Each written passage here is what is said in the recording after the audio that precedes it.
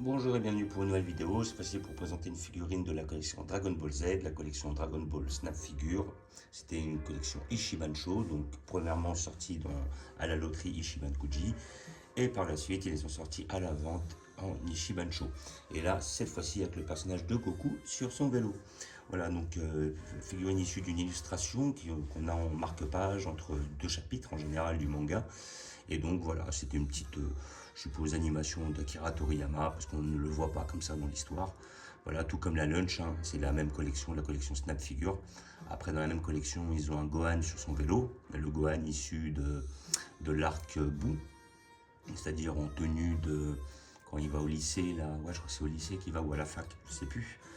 Et comment dire, il y a aussi un petit Goku en singe, le Gohan en tout petit sur une tête de dragon. Et je crois que c'est tout. Voilà.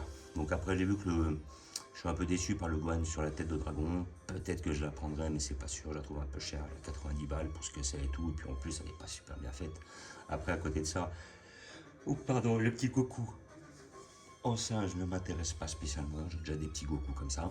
Et après, effectivement, j'étais intéressé par la Lunch, parce que bon, Lunch, j'en avais déjà une de la collection Shining, enfin, je crois que c'était Esculture Shining Color, ou Rosso Color, c'était celle-là, qui était très belle d'ailleurs. Et après, à côté de ça, la Lunch, je voulais la prendre parce que c'est un personnage assez atypique, et puis la figurine était très bien faite. Et effectivement, ce Goku-là, quand je l'ai vu, il me plaisait beaucoup parce qu'il est vraiment très beau et très détaillé. Et après, le Gohan, qui est pas mal, il va avec. Voilà, on peut le mettre avec toujours. Et ben lui aussi est assez détaillé. Quand même pas niveau qualité. Moi, pour moi, il est un poil en dessous de celui-là. C'est pour ça qu'aussi les prix sont espacés. En général, j'ai vu qu'ils avaient quand même 10 € de différence. Ce qui veut dire, voilà, ça veut dire ce que ça veut dire, hein. Il y en a une qui est plus quali que l'autre. Voilà, donc figurine Dragon Ball Snap Figure, j'ai payé la figurine 80 €. Voilà. Bon, c'est les tarots que vous trouverez, je suppose, hein. Vous pouvez peut-être la trouver à moins cher, les 60 € ou des bêtises comme ça. Et après, bon, méfiez-vous, hein, si vous le trouvez à 30 €, c'est peut-être pas une vraie. Et puis à côté de ça, ça peut peut-être monter aussi, mais bon, je pense que c'est à peu près la moyenne, hein, 70-80 €. Voilà, et si vous êtes chanceux, vous pouvez la trouver à partir de 60, je pense, à peu près. Donc voilà, figurine de la collection Ishiban Show Snap Figure, et nous allons l'ouvrir pour voir ce que ça donne. Voilà, donc toujours mis d'un couteau, hop, on coupe les scotch.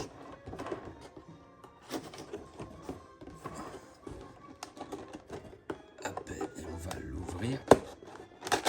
Voilà.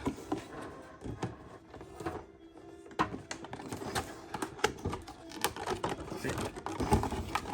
Nous allons voir la bête. Alors moi la bête j'ai déjà vu, hein, parce que je l'ai vue en vitrine. Et franchement, elle est magnifique. Oh. Et ben voilà. Hop. Donc nous allons ouvrir pour voir ce que ça donne. Hop. Voilà. Et après nous allons hop l'ouvrir comme cela. Alors, si ça veut bien, il y avoir un scotch quelque part encore ici. Et voilà. Hop. Hop. Donc là nous avons dans un premier temps notre socle. Alors, comme ça. Et après, il faut faire attention à l'ouvrir. Voilà. Alors, ah bah c'est bon. Hop, nous avons notre figurine, donc nous avons notre socle, notre figurine, voilà, parce que là je suis en équilibre. Et après nous avons visiblement notre tige qui est collée avec du scotch ici présent. Voilà, ça va nous permettre de tenir le personnage. Voilà, et donc nous avons notre figurine qui est dans le petit plastique, tout en une pièce. Et franchement, elle est magnifique. Vraiment là, vraiment elle est superbe. Hop. Donc je vais la mettre sur le socle parce que c'est beaucoup plus pratique.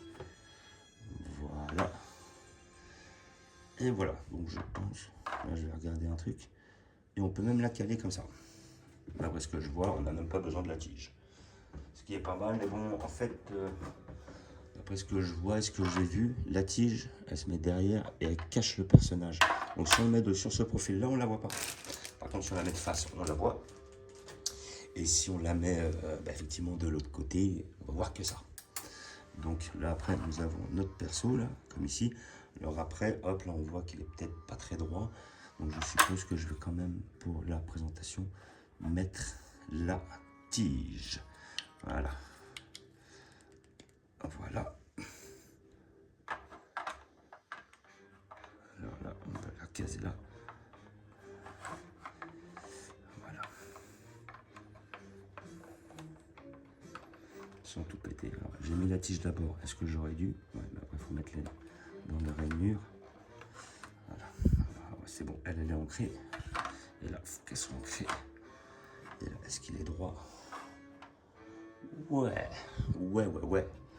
Hop, je vais rapprocher un peu et nous allons regarder ça.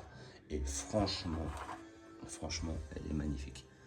Niveau détail, ah là, franchement, ils se sont fait plaisir, les mecs. Franchement, elle est superbe. Là, je crois que c'est l'une des figurines que j'ai vues les plus détaillées là dans Dragon Ball Z. Là, toutes les nuances de couleurs. Là, le sculpte, là, on voit effectivement les freins, là, ça part comme ça sur l'arrière, comme un vélo. Hein. De toute façon, ils ont tout refait à l'identique. Là, on a le frein qui va sur le premier, justement, les freins pour la roue.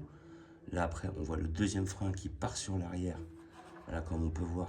Hop, il va faire le long, il va rentrer là-dedans, il va ressortir par derrière, là, et il va aller se caler ici. Voilà, ce petit souci de détail. Donc là, effectivement, on a la barre de ce côté-là, donc c'est peut-être mieux de le voir de l'autre côté. Après, les gants, les doigts sont super bien faits. Là, on va regarder ça d'un peu plus près. Les gants sont super bien faits. On voit le petit Goku qui est marqué sur son gant, sa petite montre, tout ça. Après, là, tout de suite, le petit pull vert qui démarre, voilà, qui passe. Les cheveux dans le vent, le petit pantalon jaune. Là, encore du orange, une nuance de bleu, du noir. Après, effectivement, peut-être un petit peu plus de relief. Ça donnerait peut-être un peu moins cet effet plastique. C'est ça qui est un peu dommage. Mais c'est un chouïa, quoi. Là, franchement, là, ils mettaient comment dire, leur sub de peinture qui rentre dans les interstices un peu noirs, là, qui permet de donner plus de relief à la figurine. Et là, on est sur la perfection, quoi. Là, vraiment, hein, la montre est super bien faite, super détaillée, les gants aussi. Tout est bien fait. Le vélo est magnifique. Voilà. Les détails, les petits Dragon Ball sur les roues. On voit bien la chaîne, là, tout ça, avec les trucs des vitesses, là. Voilà, le petit numéro 34. Là, après, hop, la selle, super bien faite. Il n'y a rien qui flanche sur la figurine. Capsule corporation ici. Là, ça pédale justement. Là, il appuie. Donc, on est bien dans le mouvement. Là, on avait la possibilité de mettre la tige avec le trou. Voilà, toujours le même gant, Goku, pas de monde de ce côté-là. Le petit bâton magique dans le dos. Là, comme on peut voir, là, ici, présent. Voilà. Et voilà. Et le petit Goku. Franchement, celle-là, si les gens ils aiment bien quelque chose d'assez original dans Dragon Ball, parce que c'est vrai qu'ils nous ont souvent envoyé des Goku sous toutes ses formes, hein. Le Goku Super Saiyan et le Goku normal, je pense que c'est l'une des figurines les plus faites. Mais quand on a un petit produit comme ça, hyper détaillé, hyper joli, voilà, qui sort vraiment du lot, et bien ça, franchement, ça fait plaisir. J'aimais bien pendant un moment, BWFC nous sortait un petit peu des figurines originales comme ça, inspirées un peu des chapitres que l'on a entre les, enfin plutôt des illustrations qu'on a entre les chapitres. Voilà, c'était l'impression de BWFC, nous avait sorti un Goku en bleu, avec justement sa tenue un petit peu de roi des singes, ou un truc comme ça, avec son bâton magique. Il nous avait sorti le Goku avec son parapluie juste avant le dernier tournoi Dragon Ball, qui par la suite nous ont sorti deux modèles chez Ichiban Kuji, mais qui étaient quand même beaucoup moins quali. Et après, ils nous avaient sorti un Goku habillé en militaire avec le bâton magique dans le dos et tout. Ils s'étaient tapé un peu ce délire-là pendant un moment, de faire des Goku qui sortent un peu du lot, un peu originaux. Et là, par contre, là, ouais, là, ils sont un petit peu retapés dans ce délire-là, quoi. Là, franchement, pas mal, quoi. Ah, franchement, elle est superbe. Alors, j'étais déjà très content de la lunch, voilà, que je vais ramener ici, vous la remontrer, qui est super belle aussi, hein, mais qui est quand même, on va le dire, c'est vrai, même si elle est magnifique, elle est quand même moins détaillée. Il y a moins de détails, voilà, que le Goku, quoi. Le Goku, vraiment, là, quand on regarde de près, on fait, ah ouais, ils ont fait du super travail, quoi. Là, celle-là, la lunch est très bien faite, elle est très belle, très glamour, voilà. Pas autant qu'une Glitten Glamour, mais quand même. Et à côté de ça, la moto est très bien faite, le design, tout ça, mais on a quelque chose quand même d'assez simpliste, voilà. Voilà. Surtout quand on va regarder le Goku à côté. Le Goku, il y a des détails, c'est hallucinant. Franchement, elle est magnifique. Franchement, je la conseille pour tous ceux qui aiment vraiment les belles figurines, bien faites, très originales. Je la conseille parce que celle-là, elle est immanquable, il ne faut pas la louper. Elle n'est pas si excessive que ça. Effectivement, elle est plus chère qu'une Solid Edge Work ou une Matchmaker et tout ça et tout. Mais niveau qualité, on est quand même vraiment beaucoup au-dessus, quoi. Là, vraiment, la seule chose qui aurait manqué, c'est un petit peu de relief, un petit peu de profondeur, voilà, de façon à justement pallier un peu ce côté plastique et arriver sur quelque chose de beaucoup plus quali. Et voilà, après, il y a des repaints qui peuvent se faire, hein. Celle-là, en repaint, c'est voilà, c'est magnifique. Et elle me rappelle un petit peu les détails que l'on pouvait trouver chez certaines premières figurines de la collection S-Culture. Et ça date d'il y a plus d'une dizaine d'années. Ça peut être quand j'avais vu la Aral ou alors la Gumao, qu'ils avaient des designs et des détails, de la peinture, du sculpte, du travail qui était magnifique, quoi. Et bon, après, c'est vrai que même si on est beaucoup parti sur des figurines de combat, de cette tendance-là, ce qu'on recherche aussi quelque part, le niveau de détail n'est pas le même, quoi. C'est clair que ça va être beaucoup plus facile. Voilà, j'en revenais à une conversation que j'avais avec mon cousin. On discutait, c'est à quand qu'ils nous font un Bojack, hein, parce que nous, on attend le Bojack avec impatience, vu qu'ils nous ont sorti les Broly, les Janemba, les Metal Cooler, Thalès. Ils nous ont tous sortis, sauf les C13, C14, C15. Et ils nous ont pas sorti Bojack, et voire même la cliquette de Bojack. Et ça, je trouve ça vraiment malheureux. Là. Le Bojack, ils nous en faut un, quoi. On a eu du Janemba. Hein. Janemba, ils nous l'ont sorti chez Matchmaker. Ils nous l'ont sorti chez Ichiban Kuji. Ils nous l'ont sorti chez Figuart Zero. Mais un putain de Bojack, quoi. Et après, comme on disait, bah, Bojack aussi, c'est pas le même degré de qualité. Parce que le Bojack, comme on était habillé dans l'animé, voilà, hein, il y a du détail, hein, voilà, ça serait une figurine qui serait beaucoup plus quali que de faire un simple Broly, quoi. Parce que Broly, il est super bonhomme, hein, j'adore, pour moi c'est mon bonhomme préféré. Mais c'est vraiment pas le plus compliqué à sculpter, quoi. On va pas se leurrer, hein. Le mec torse nu, on lui met une toge en dessous et puis voilà. Alors que le Bojack, il y a quand même beaucoup de taf. Voilà. Donc je ne vais pas vous montrer où je vais les placer parce que celle-là je les ai placées dans mon salon, voilà. J'ai pas réellement d'endroit où la placer parce que c'est des figurines qui sont quand même assez originales, ouais.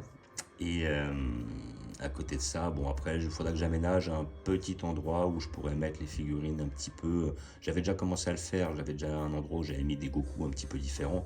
Mais après, bon, j'ai dû les mélanger un peu, question de place.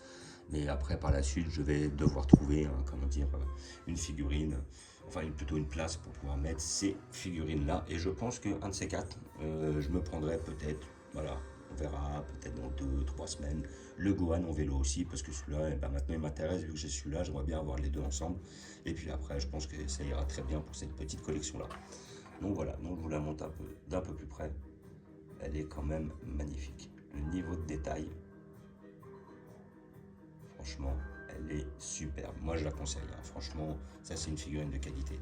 Après, effectivement, ça va pas vous rappeler grand-chose sur le niveau de la nostalgie. Mais celle-là, elle est vraiment magnifique. Donc voilà, je vous remercie d'avoir regardé. Je vous dis à bientôt. N'hésitez pas à vous abonner ou à mettre des pouces. Et je vous dis ciao.